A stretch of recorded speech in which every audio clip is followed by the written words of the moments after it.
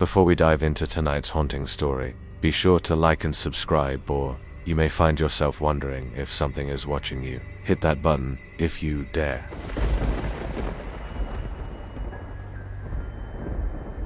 The wind howled through the cracks in the old hospital, rattling the windows and sending a shiver down my spine. The air smelled of mildew and decay, a heavy, suffocating scent that clung to the walls of the abandoned morgue. It had been empty for years. No more bodies, no more crying families, no more rushed footsteps in the hallways. Yet, as I stepped inside, I couldn't shake the feeling that the place had never truly been abandoned. I wasn't supposed to be here, but curiosity had led me into the heart of this forgotten building, where the echoes of the past still lingered in the shadows. As a local historian, I had spent months digging into the history of the hospital. Closed in the early 90s, it had once been a state-of-the-art medical facility. Over time, however, it had been forgotten, left to rot like so many other institutions deemed unworthy of preservation. But the morgue, something about it piqued my interest. I had heard rumors of strange happenings, whispers among the demolition crew, EMTs, who had worked here in the past, tales of shadows moving where they shouldn't, whispers in the air, and odd noises in the night. They all brushed it off, calling it superstition. But I was different. I didn't believe in ghosts or the supernatural. I was just here for the history, the forgotten records, the old files, the traces of lives that had been lost here. The morgue door creaked open as I pushed it aside, the rusted hinges groaning under the strain. Inside, it was dark, too dark.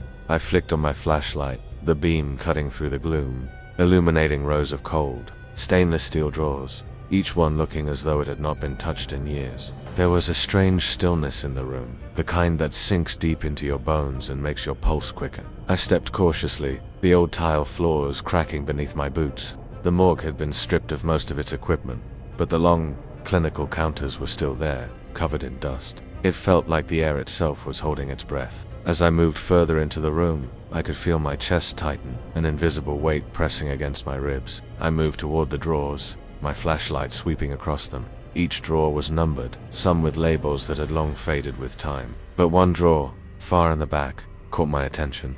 It was slightly ajar, as though someone had been interrupted. My fingers trembled as I reached for it, the chill from the steel radiating through my gloves. I wasn't prepared for what I found inside. A body, but not just any body. It was a woman, her face pale and lifeless, the skin stretched tight over her bones. Her eyes were wide open, staring at nothing, and there was something unnatural about the way she was positioned. She wasn't lying flat like the others. She was propped up, her body contorted at an odd angle, as though she had been placed there with deliberate intent. I stepped back, my heart racing.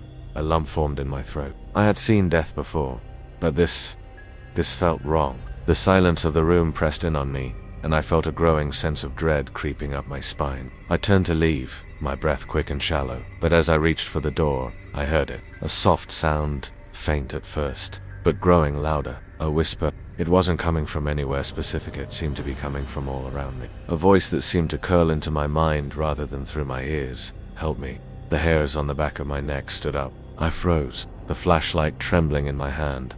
The whisper was unmistakable. It was a woman's voice, hoarse and disparate, pleading for help. I spun around, searching the room. There was no one, no movement. The drawers remained closed, silent, their contents hidden in the dark. The body in the back corner, however, seemed to shift in the corner of my vision, as though it had moved, just slightly. But that couldn't be possible. I was alone. The whisper came again, this time closer, clearer. Please, help me. My breath caught in my throat, and my pulse quickened. I could feel it now, an oppressive presence in the room. The sensation that I wasn't alone, that something, or someone, was watching me. But when I turned back toward the body, I saw it. The woman's eyes were no longer wide open. They were shut, tightly. Her body, still contorted at that strange angle, had shifted slightly, as though she had been disturbed in some way. But that wasn't all. There was something else. Something darker, a deep, dark stain, spreading slowly beneath her, staining the floor. A soft thud echoed in the morgue, and I jumped, the sound coming from the far side of the room. It was faint, like a distant footstep, but it was enough to send a chill coursing through my veins. I had to get out. I had to leave. I was about to step back toward the door when I heard it again. A breath, a ragged gasp. It was coming from the woman in the drawer. I turned, my legs stiff with fear. I couldn't move. I wanted to run, but my body wouldn't listen. And then, in the silence of the morgue, I saw Eat the body. Her body began to twitch. It was slow, deliberate, as if the corpse was waking, shifting in its confinement. The legs jerked, the arms trembled, and then her head moved. Her eyes snapped open, wide and wild, locking onto mine with an intensity that sent a jolt of terror through me. I stumbled back, my breath caught in my throat, my heart hammering against my chest. The whispers came again, louder this time, the voice raspy and broken. "Help me, please." But the thing that terrified me the most was indeed just the fact that the body had come back to life. It was the look in her eyes. There was something in them, something acute. Before I could react, the body started to convulse, shaking violently, as though some unseen force was trying to rip it apart. The sound of cracking bones filled the room, followed by a sickening thud, as the body twisted and contorted in ways no human body should be able to. And then the whisper. I didn't ask for this. I backed away in horror, unable to take my eyes off the woman's now lifeless form. The whispers continued, getting louder, each one more insistent than the last. I didn't ask for this. And then, just as quickly as it had started, the room fell silent. The body lay still, the eyes closed again, as though nothing had happened. But I knew better. Something had happened. Something had stirred in that morgue. Something that should have stayed buried. I ran out of the room, my heart racing, my legs trembling. The air outside the morgue felt different, heavier. I couldn't shake the feeling that something was still following me, lingering just out of sight. The whispers still echoed in my mind as I left the building, my mind racing to make sense of what had just happened. But I couldn't. No matter how many times I replayed it, no matter how many times I convinced myself it was a hallucination, I knew what I'd seen. I don't go near morgues anymore, not alone, not even close. Because sometimes, the dead don't stay where they're meant to. Sometimes, they wait. And they whisper.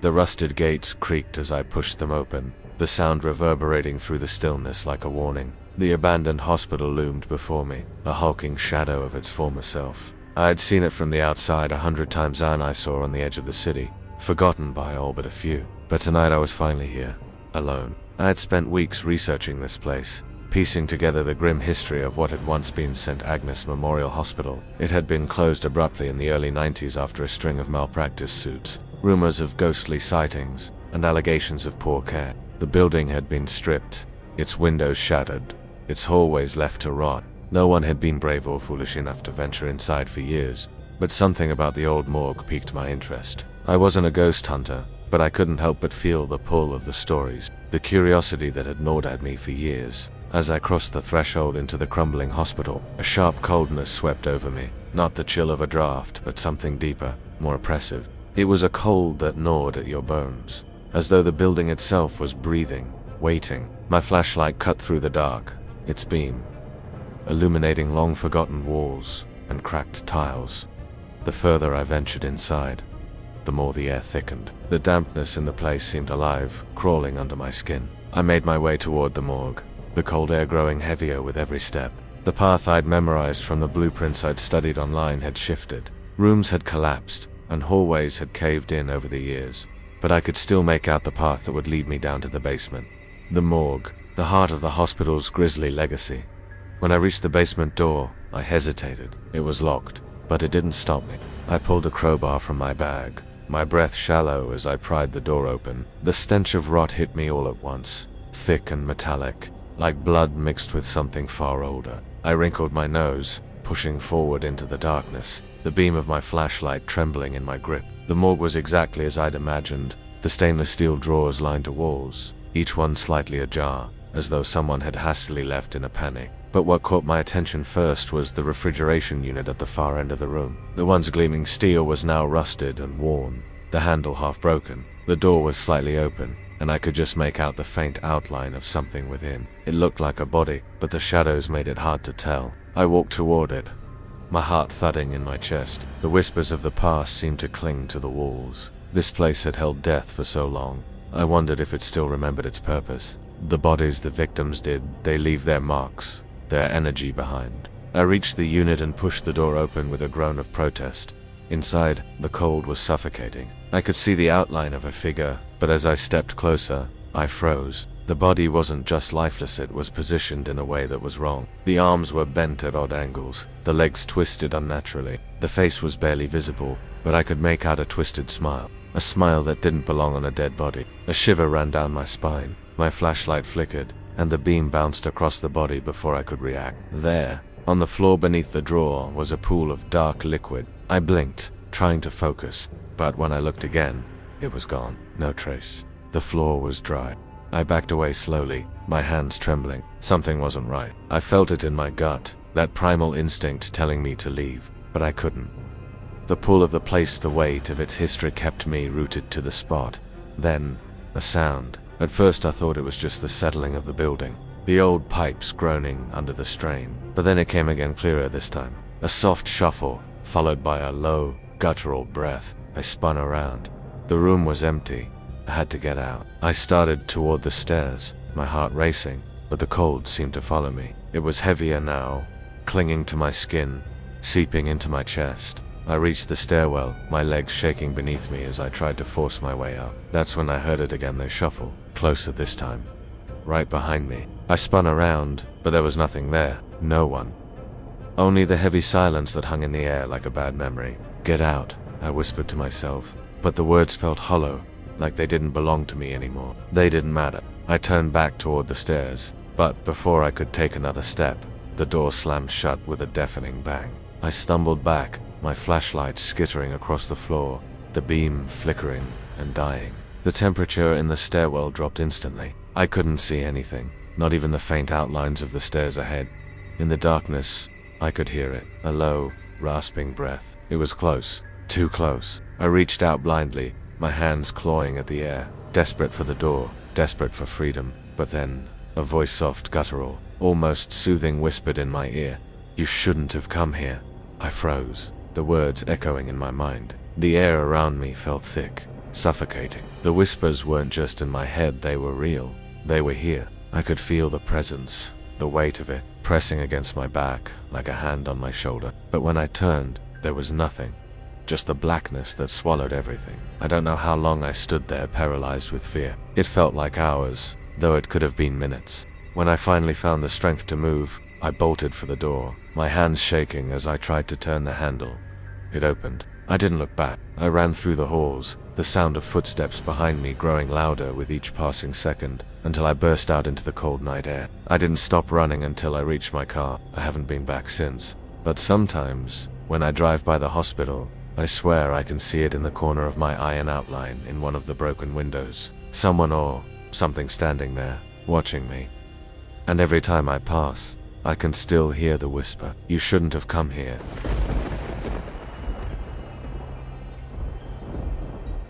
The old hospital sat on the edge of town, looming in the distance like a forgotten monument to death. Its cracked windows and decaying brickwork had become a fixture in the landscape, a dark silhouette against the ever-changing sky. It had been abandoned for over 2 decades, but its presence never really left. The stories about the place were so ingrained in local folklore that no one dared to speak its name aloud after nightfall. The whispers about the morgue, though, were always the most unsettling. I wasn't new to urban exploration. I'd wandered through crumbling asylums, rotting churches, and abandoned factories. Each place had its own atmosphere, but there was something different about this one, something I couldn't shake off. It was the kind of place you could feel before you even entered. You could smell the decay, taste the dust in the air, and sense the memories clinging to the walls. I stood before the entrance, staring at the broken-down door. It wasn't locked, no one cared enough to secure it. The one sturdy iron frame sagged under the weight of years of neglect. My flashlight cut through the darkness inside as I stepped over the broken glass and debris that littered the floor. The familiar echo of my footsteps on the tile was the only sound as I moved deeper into the building, the stale air thickening with every step. The morgue was located in the basement, down a narrow staircase that seemed to breathe with the weight of years. The door at the bottom of the stairs was rusted and warped, but it still creaked open with a heavy groan. The cold inside hit me instantly. It wasn't just the temperature, it was something deeper, an unnatural cold that seemed to seep into your very bones, making your skin tighten and your breath hitch. I pushed through, shining my light around the room. The morgue was vast, with rows of cold storage units lining the walls, the metal glinting in the dim light. The shelves were empty, the bodies long since removed, but the place still felt like it was holding on to something. I could almost hear the quiet, mechanical hum of a refrigeration unit, though the power had been cut years ago. The silence was heavy, thick, like the kind of silence you find when something is waiting for you. I moved farther into the room, my boots scraping across the dusty floor. It was so quiet that even the faintest sound seemed amplified. My flashlight beam flickered briefly, and for a second, I thought I saw something move in the corner of my eye. I turned quickly, but there was nothing there. I tried to shake it off, but my heart had started to beat a little faster. I approached the far end of the morgue, where the storage drawers were still intact, but empty. As I moved closer, I could see the outlines of something beneath one of the drawers. Something that didn't belong. It was a bundle of old, dirty sheets, stacked haphazardly. I knelt down, curiosity driving me to push aside the fabric, and that's when I saw it. A body, a very old, very decayed body. The corpse was barely recognizable, its skin a sickly gray, its bones visible in places where the flesh had long since rotted away. But what made me stop was the positioning. The arms were stretched out, the fingers curled unnaturally, as though the body had been placed here in a rush. The eyes, though empty and sunken, seemed to be staring straight at me, the dark sockets hollow and accusing. I felt a cold sweat form on the back of my neck. The feeling that had been gnawing at me ever since I entered the morgue grew sharper, more insistent. It wasn't just the room that felt wrong, it was the body. There was something off about it, like it was waiting, like it had been waiting for someone to find it. I shone my light on the face, trying to get a clearer view of the features. The lips were parted, and there was something in the way the mouth was contorted, something that looked like a faint smile. But there was no joy in it, only a twisted sense of satisfaction.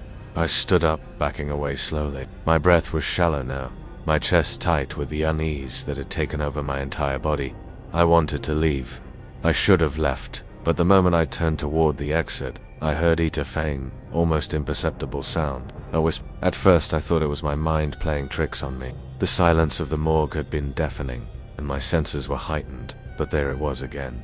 A soft, rasping voice. It wasn't in my ear, but it was in my head. It echoed in the room, like it had been there for years, waiting to be heard. Help me. The words were faint, strained, as though they had been buried beneath layers of time and rot. My blood ran cold. I spun around, my flashlight beam cutting through the darkness, searching for the source of the sound, but there was no one, no movement. Just the remains of the decayed body, still lying in the drawer, still staring at me. I swallowed hard, my pulse hammering in my ears. I checked the room again, my light scanning the corners, the shadows. There was nothing, no one, but the feeling, the suffocating feeling of being watched was undeniable. The whisper came again, this time clearer, more desperate. Help me, please. My stomach churned. I couldn't breathe. My feet felt rooted to the spot as the voice seemed to wrap around me like a noose. I took a step back, my hand shaking as I gripped my flashlight tighter. But before I could move,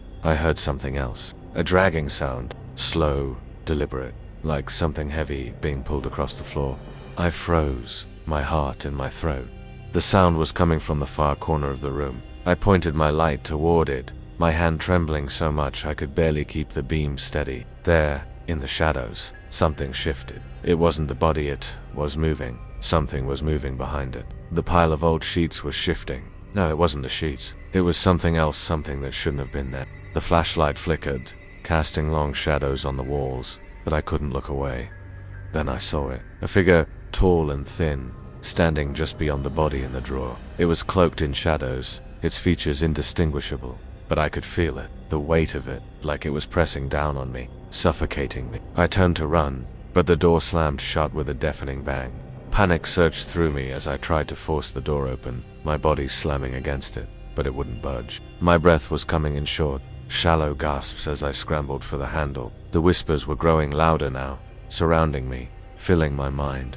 You shouldn't have come. The voice wasn't a whisper anymore. It was a guttural, raspy growl, seeping into my thoughts, into my very soul. My hands were shaking as I fumbled for my phone, trying to call for help, but the signal was gone. The screen flickered, then went black. The figure stepped closer, its outline becoming more distinct. The air around me grew colder, suffocating. I felt as though I was drowning in it. I had to get out. I had to leave. With all the strength I had left, I shoved the door once more. This time, it gave way. I stumbled backward into the hallway, gasping for air. The whispers followed me, growing fainter as I ran. But I knew I had left something behind, something that didn't want to be left alone. I didn't look back as I ran through the darkened halls of the hospital, and I didn't stop until I was out in the open, the cold, night air filling my lungs. I never went back. I don't think I could, but every time I pass the ruins of St. Agnes Memorial Hospital, I swear I feel it. That same cold, that same suffocating weight pressing in on me. And I hear the whispers, "Help me." The air was thick with the smell of decay, a mixture of damp earth, rotting wood, and something far more unsettling. The old morgue had been abandoned for nearly 20 years, but the city had always avoided it, leaving the building to be swallowed by nature and time. It was part of a hospital complex that had been shut down after a scandalous number of unexplained deaths, most of which occurred in the morgue. That was before it was abandoned completely. No one had dared to come near the place since. I had heard the rumors, the stories from the older EMTs and firemen, the ones who whispered about the things they'd seen when they had to go in during the final years of operation. "Don't go near the morgue," they'd say, "it's cursed. There's something still there." But curiosity had always been my downfall. I couldn't resist. There was something in me that needed to see it, needed to understand what they had all been so afraid of. I had the necessary gear: a flashlight, a respirator, sturdy boots, and a sense of defiance. I had done my research, learned the layout of the place from old blueprints, and I knew what I was getting into, or so I thought. The door to the morgue had been rusted shut, but it didn't take much to pry it open. A few quick pulls of the crowbar and it gave way with a soft screech. I stepped inside, and the air hit me immediately thick and musty. My flashlight flickered briefly, casting shadows across the dimly lit room. The morgue was exactly as I'd imagined it. Rows of cold storage units lined the walls, metal drawers that had long since gone cold, empty and unused. A faint echo of footsteps reverberated through the vast, empty space. The silence was unnerving, like the entire room was holding its breath, waiting for something to happen. I walked deeper into the morgue, my boots crunching on the dust-covered floor. The remnants of a once bustling place of death and finality still hung in the air. The metal of the drawers was scratched and stained with age, the walls crumbling around the edges. The light from my flashlight danced over the surfaces, casting long shadows that seemed to stretch toward me, beckoning me deeper into the space. It wasn't until I reached the far end of the room that I noticed something strange. One of the drawers was slightly open. It was the only one like it, and I couldn't help but feel a shiver run down my spine as I approached it. I didn't know why, but I felt as though I shouldn't open it. There was something wrong about it, something that made my gut tighten. But I had come this far. I grabbed the drawer and pulled it open, the metal scraping loudly against its tracks. Inside, at first, I saw nothing but empty space. But then, my flashlight beam caught something at the very back of the drawer. A body. But not just any body. The corpse was dressed in a hospital gown, but his face was obscured by a cloth. Its body, though, was what caught my attention. It was ... wrong. The arms were positioned strangely, as though they had been manipulated. The hands placed at awkward angles. The feet were bent unnaturally, as though someone had bent them to fit into the drawer, though they should not have been able to. The body itself was eerily pale, almost translucent. It looked like it had been here for decades, but it hadn't decomposed. It hadn't decayed at all. My breath caught in my throat as I took another step forward, my flashlight now trembling in my hand. The body's face. Something was moving under the cloth. I wasn't sure if it was the horror of what I was seeing, or the eerie stillness that had settled over me, but I reached forward and tugged at the cloth. The moment it lifted, I froze. The eyes of the corpse were wide open, staring blankly at me, hollow and empty. They didn't blink. They didn't shift. They were just staring. But what struck me wasn't the corpse's stillness. It was the faint, hollow whisper that came from its lips. "Help me." The voice was weak, like a faint echo bouncing off the walls of the morgue. My heart dropped to my stomach. It wasn't possible. The body couldn't have spoken. It was a corpse, a body that should have been cold and lifeless. I stumbled back, my mind racing. This wasn't supposed to happen. There was no explanation. The stories, the rumors, they were all supposed to be just that, but standing in front of me was something that defied all logic, all reason. The body's lips parted again, the whisper barely audible. "Help me, I'm still here." I turned and bolted toward the door, but it slammed shut behind me with a force that rattled the walls. I whirled around, my flashlight trembling in my hand, casting wild shadows across the room. My heart was pounding in my chest, my legs trembling beneath me as I searched for an escape. But the hallway outside the morgue had vanished. The once clear path back to the entrance was now blocked by a wall. I blinked, sure that I must have misjudged my surroundings, but the wall remained. It was solid, smooth, and seamless. The whispers came again, but this time they were louder, more desperate. Help me. You have to help me. It's not my turn. I felt like I was suffocating. The air was thick, pressing in on me from all sides. I couldn't breathe, couldn't think. I was trapped. The whispering was growing louder, coming from everywhere, surrounding me. My eyes darted around the room, searching for an exit. But there was nothing but the decaying walls, the forgotten bodies, and the growing presence of something sinister. I could feel it now. The morgue wasn't empty, it wasn't abandoned. Something was here, something that had been waiting for me. I reached for my phone, but it was dead. No signal, no way to call for help. I was alone, and then, as I looked back toward the corpse, I saw it move. The body shifted, its fingers twitching ever so slightly. It wasn't just a dead thing anymore. It was alive, in some twisted, unnatural way. The eyes, still wide open, fixed on me. The lips moved again, the words coming out slow, ragged, like they had to fight to escape. You shouldn't have come here. You shouldn't have opened the door. I ran. I didn't look back. I didn't stop until I was outside, gasping for air, my body trembling with the weight of what I had just witnessed. The morgue had swallowed me whole, trapped me in its cold, suffocating grip, and the whispers still echoed in my mind, gnawing at me. I don't think I'll ever go back, but every time I drive past that old, decaying hospital, I swear I can hear it, the faintest whisper, floating in the air, just behind me. You shouldn't have come here. And I wonder, every single time, if the place still waits.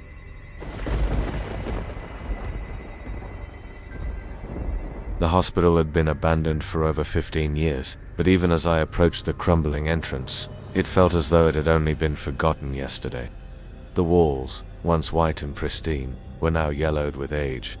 The windows cracked and clouded by time. What remained of the place had been gutted, broken furniture, shattered glass, and rusted equipment lay scattered like forgotten remnants of a once bustling institution. But what drew me here, what kept me pushing through the broken doors, was the morgue. I had always been fascinated by the places that people had abandoned their histories left to rot. I knew there were rumors about this particular hospital, stories of strange occurrences that had plagued it right up until its closure, especially the morgue. It was said to be haunted. People talked of voices coming from the cold storage rooms, of figures moving in the corners of their vision. I wasn't a believer in ghosts. I was here for the history, to document what remained. But I couldn't shake the feeling that something more waited in the silence. I stepped inside, the door creaking behind me as it swung open. The scent of mold and mildew immediately hit me, thick and overpowering. My flashlight flickered, struggling to cut through the heavy darkness, casting long, jagged shadows along the peeling walls.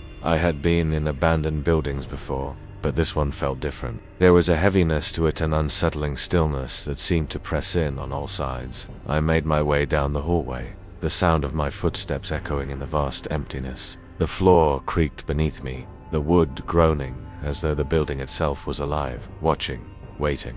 I followed the hallway, my hand grazing along the walls, until I came to the door that led to the morgue. It was just as dilapidated as the rest of the building, but there was something oddly familiar about it. The door opened with a groan, revealing the morgue in all its decaying glory. The cold storage drawers lined the walls, their metal frames rusted and scratched. The room was devoid of life, but there was a sense of presence, of something unseen, lingering in the corners of the room. I shivered despite myself and took a step forward, my flashlight beam cutting through the gloom. The morgue was the heart of the hospital's dark history. It had once been filled with the bodies of the forgotten, the lost, the ones who had died under strange circumstances. It was no wonder the rumors had started here. No one wanted to talk about the deaths, the strange things that had happened, the things that were never explained. I walked slowly through the room, running my fingers over the cold metal drawers, as if trying to connect with the past. There was a strange, oppressive feeling in the air, a weight that seemed to hang over me. I paused, shining my light on one of the drawers in the far corner of the room. It was slightly ajar, just a crack, but it was enough. I hesitated, a cold sweat creeping down my neck. My heart was racing, but I couldn't resist. I had to look. I pulled the drawer open, the metal scraping against the tracks with a sound that made my skin crawl. Inside, the body of a woman lay motionless, her skin pale, the faint traces of decomposition evident on her face. But there was something wrong, something out of place. Her hands were folded neatly across her chest, and her eyes were open. But they weren't lifeless. They were staring directly at me. Not blank, not empty. They were wide open, pupils fixed on me, as if she had been waiting for me. I froze. My pulse was a drumbeat in my ears. The woman was dead. She should have been long gone, a forgotten soul in this forsaken morgue. But those eyes, they weren't. I slowly stepped back, my body shivering, and the faintest whisper filled the air. Help me. It was so quiet, so faint, that I wasn't sure if I had heard it at all. But then, the voice came again, louder this time, unmistakable. Help me. I backed away, the sound of my breath growing louder in the silence. I was alone. I had checked the building before I entered, and I was sure no one else was here. But the voice, this wasn't my imagination. It was real. I turned toward the door, my legs shaking, my hands clammy as I fumbled for the handle. But as I reached for it, the door slammed shut with a deafening crash. I gasped and spun around, my flashlight jerking wildly, scanning the room. The drawers were all still. The woman's body, however, was not. She had shifted slightly in her position, her head turned just enough that it now faced me directly. I stepped back, panic rising in my chest. This couldn't be happening. I must have imagined it. The stress, the darkness, the isolation, it was playing tricks on me. But the voice came again, clearer now, louder. You shouldn't have come. The words chilled me to the bone. I turned toward the door once more, but it was still sealed shut. The room felt smaller now, the walls closing in. I reached for my phone to call for help, but there was no signal. The light from my flashlight flickered again, and I swear I saw movement in the shadows. Suddenly, the temperature dropped. It wasn't just cold, it was freezing, the kind of cold that sinks deep into your bones. I felt my breath come out in small, visible puffs. A figure emerged from the darkness, standing near the far wall, just outside the beam of my flashlight. It was a man, dressed in old hospital garb, his face pale and gaunt, his eyes sunken into his skull. His mouth was twisted into an eerie smile, the kind that never reaches the eyes, a smile that belonged to someone long dead. You shouldn't have come, he repeated, his voice barely a rasp, as though the words were being dragged from the very pits of the earth. I stumbled backward, my chest tightening with terror. The whispers grew louder now, surrounding me, pressing in from every corner of the room. The walls seemed to breathe, the air thickening as if it was alive. The figure moved closer, his steps slow but deliberate, the smell of decay rising from him like something rancid. Leave this place, he said, his voice now a growl. You've awakened them, and now they're hungry. The temperature plummeted even further, and I felt something cold and clammy brush against my face. My flashlight went out completely, leaving me in total darkness. I turned toward the door, struggling to push it open, but it was stuck, refusing to give way. Panic seized me. I could hear the shuffling footsteps behind me, the whispering voices filling the room. The figures, more of them now, were closing in on me, their hollow eyes fixed on my every movement. And then, I felt it, a hand, cold and bone-chilling, gripping my shoulder. The whisper came again, right in my ear, a breathless, suffocating sound. I screamed, wrenching the door open with all my might, stumbling into the hallway. The light from my flashlight flickered back to life just long enough to show me the empty, decaying hallway ahead. I didn't stop running until I was outside, gasping for breath, the chill of the morgue still clinging to my skin. I haven't been back since, but every time I drive past the hospital, I swear, I feel it. The cold, the whispers, the hungry presence, waiting. And sometimes, just sometimes, I hear that voice. Help me. I would love to hear your thoughts in the comments below. Each of your stories adds another layer to our growing community of horror enthusiasts. And if you think someone else might enjoy a good scare, do you need to forget to share this video with them. Stay tuned for more spine-chilling stories, and remember, sometimes the scariest tales are the ones that could happen to any of us. Thank you again for watching. I will see you in the next video if you dare.